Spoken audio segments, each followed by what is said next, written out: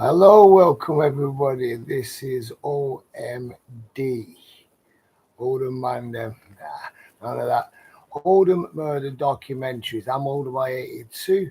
In the background over here, we have my assistant slash partner slash everything to me. That's Vapo87. She has her own gaming channel. You should get into that if you're into games. Obviously, if you're into ballet dancing, don't get into it. Right, over here now we're going to be talking about a case, the case of LIANNE Singleton, who was brutally murdered, butchered, and a very, very sad tale. First of all, just let me quickly get out of the way what people have asked me about the Nicola Bully thing. Yeah, she's been found. It is sadly, she was found in reeds about a mile away from her own house. There were reeds at the side of the River Weir. Somebody mentioned on one of my comments, I think it was Gigi, who'd said that she believed that that's where she may be, and you were right. So anyway, now let's get to this one at hand. I will be doing something about Nicola Bully when more stuff comes in. Anyway, this is about the murder of LIANNE Singleton. This happened on May the 3rd slash 4th, we're not 100% sure, of 1998. It was a bank holiday Monday. There was three people out. It was LIANNE Singleton and her partner Stephen Newton, and then there was also Paul Ginger Paul Stowers. We all knew him as. They were all out in a local pub called the Gardener's Rest, which was only a few hundred yards walk away from where they used to live. It was near where the Roxy Cinema used to be. They lived in flats which were facing what was the Quick Save and is now the Asda on Hollins Road. Basically, yeah, the three of them had been out, and I don't know, by all intents and purposes, you would have thought that they had a decent day.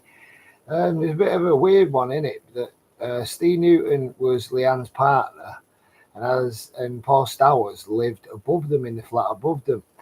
But at some point, LIANNE left and she was going to meet some of her family. As I say, this was a bank holiday Monday. She never turned up. And, I don't know, not much was made of it at that time. There was no social media. There was no mobile phones about that time, not so much. So nobody really started putting it about. But on the Tuesday, LIANNE was very punctual, was regular as clockwork. She was supposed to go to a job interview, and she never turned up. So anyway, by the time Wednesday comes, her parents, it's Gordon and Jackie. They're both I think they were in the, they're now like 60 or something like that. They live in Shaw, but they at the time they went over on the Wednesday to see what they could find out basically. Now, as I say, it had been a bank holiday Monday. Back then, bins didn't used to get, they didn't used to get done on the bank holidays. And there was a powerful odour emanating from these bins. Now, what had happened is somehow, which is something we'll never find out because Paul Stowers refuses to tell us anything about what happened. But I don't get. I don't think a lot of people get why Steve Newton didn't know why this had happened. But somehow LIANNE's ended up in the flat above us with Paul Stowers, and we don't know where Steve Newton was at this time. But about 11 o'clock, he rings their family, LIANNE's family, and says, "Look, she still hasn't turned up." So anyway, like I say, there's no social media, nothing going about, but they're worried then anyway. When she don't turn up for this interview on the Tuesday, they're getting more worried. So on Wednesday, they decide to go over. Now, one of Gordon's old school friends, he says, "Oh, you're not going to fucking believe it. There's been a murder down there." Straight away, his paternal instincts have kicked in. Bang, he knows it's his daughter. Just knows it's his daughter. Before they've everything's gone to bits and they were about to run and rush over to the flat. Luckily, they didn't get over there because what they would have seen would be horrific. LIANNE had been beaten, she'd been punched, kicked, strangled. There wasn't pretty much anything that hadn't been done to her. And then she'd been butchered, she'd been cut to bits. it's unclear. We don't think she was sexually assaulted, but I don't know. They were very vague on details. But yeah, her body had been stuck in black bags and stuck in the bin, which hadn't been emptied. Like I said, it was May, so it was the summer coming kicking in. It was warm and it was getting a rather pungent smell. You know what I mean? So anyway, Paul Stowers, he's 29 at the time. Leanne's only 18. So there's a good 11 years there. Now, I obviously don't understand, like I say, why Steve didn't. He doesn't know what on earth had gone on and why she ended up there with Stowers. But anyway, she did. All that I've said happened, and what appeared to be a normal day drinking at the Gardener's Rest, then like ended, as I say, like her ended up in that flat and never coming out of it again in the same way she went in. What we can put together out of that maybe is that there's been talk that maybe they were having some sort of affair. Maybe I don't mean this rude or anything, but the three of them might have been doing, I don't know, there might have been some sort of open relationship. But these are only opinions, these are only things I'm saying. I'm not trying to put her down or anybody else down. I don't give a shit about Paul Styles, fuck him. But anybody can do that, so one's a sick fuck. But yeah, listen, think about it. Yeah, so they've been out, and I keep saying it. Why? What the fuck was Steve not doing? Why did he not know anyway? But there's been some sort of savage argument because can you imagine an 18-year-old? Imagine what she was going through there. This little, and she was a bonny girl. I remember her. She was a nice girl and that. You know what I mean? She's quite an educated, but I remember that. And and then she got this ginger Paul. He was into all his drugs and all that shit. Then I can't remember where to serve the fucker. Anyway, he's left it. He's cut her up like she's just stuck in the bin bag, stuck in these bins right behind the salon. It's facing where the old Quick Save was on HOLLINS Road, which is now the Asda. Anyway, like I say, Gordon and the mum, so Gordon and Jackie, they've come down. They decide on the Wednesday they want to see what's happening. They've come down. They've got to the flat. One of his old mates says, well, you're not going to believe it. They found a dead body over there, blah, blah, blah. Straight away, father instincts kicked in. It's my daughter. They've gone to run over. Luckily, the police have stopped them because they would not have wanted to see what was there. He'd literally had cut her up. The bins were all kicked over. The sheets, there's bits of her. Obviously, it sounds like bits of hanging out and all that. And blah, blah, blah. Can you imagine that? But then he comes out with the old, when he gets into it, I've got the personality disorder, the blanket disorder they give to everybody. I've got fucking schizophrenia, but I've never fucking killed fucking Vic. Not yet, anyway. Not you, real. I'm only joking. That's and it shouldn't even be any jokes on this. But yeah, it does. You know what I mean? He could have never copped for Leanne anyway, Stowers, but did he? I don't know. Maybe she might have liked the bad boy sort of thing about him anyway. So yeah, it was 3rd/4th of March. We don't know exactly. 98. She's ended up in that flat, and like I say, never come out again. He gets a 15-year tariff after going guilty in December of 98. So it's only like 6-7 months after it. So a 15-year tariff over it is basically fuck all. He does 15 years. He won't get his first parole. You never really do, but especially when he's not revealing why he did it, or what his motive or anything was. If there could be a motive for doing that to an 18-year-old girl, it's fucking ridiculous, isn't it? But anyway, that would have made him eligible for his first parole at 43-year-old.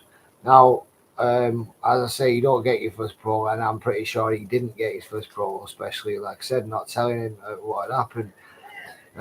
There was a massive outcry, and the family and everybody else, and it was in all the papers and that, to have his sentence up, but to no bail. I think it was Jack Straw at the time. He didn't give a shit anyway. You know what I mean? He was a fucking idiot, wasn't he?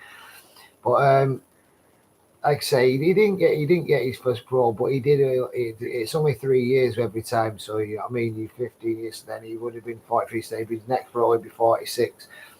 So anyway, the three of them, it's weird how the three of them were out.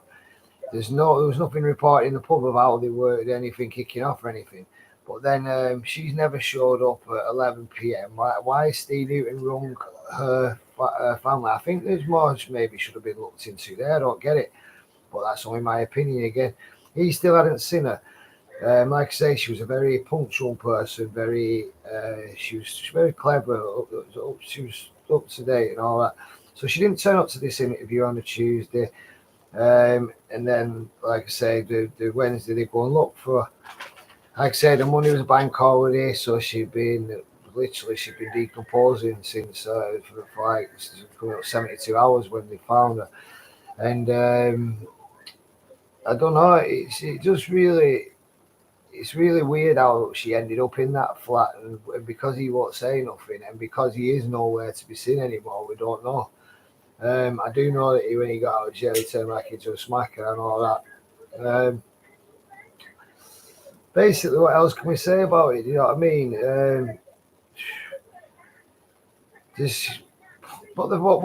Seriously, what can we say about it? There's nobody fucking actually coming on asking any questions here, is there? You know what I mean? I'm telling you a story, and it is an Oldham story. So come on, please get into it, and please let's get in this channel going, and I will give you all the stuff that you won't hear anymore. He done this in the coldest of ways. You know what I mean? He really, really hurt the girl. It's like he tortured her, then he chopped her to pieces, not caring about the family or anybody else at all. It was just sad. I think maybe he couldn't have her or whatever, and it's kicked off.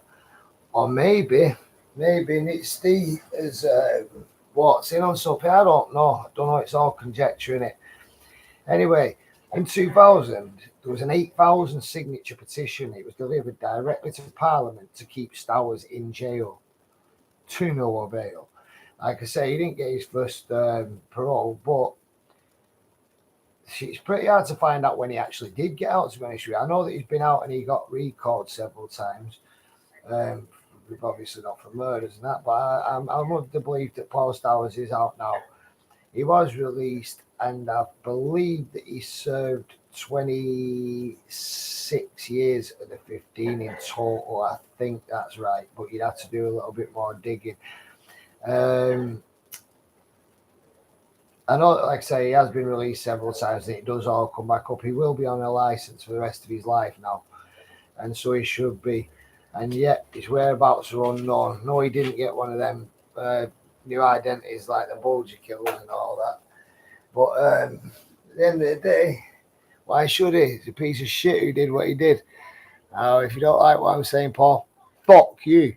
Yeah, to anybody else who don't like it or who's Paul Stowers' mate, fuck you.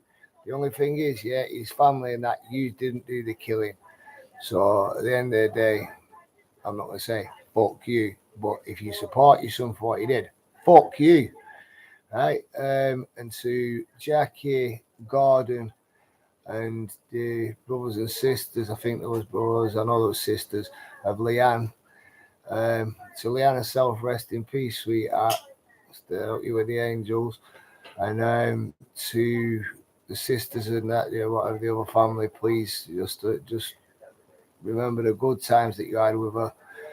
And please, people, just get in touch and just have a talk. Get on the comment section. Nobody say nothing nasty, because you'll just be immediately removed from here.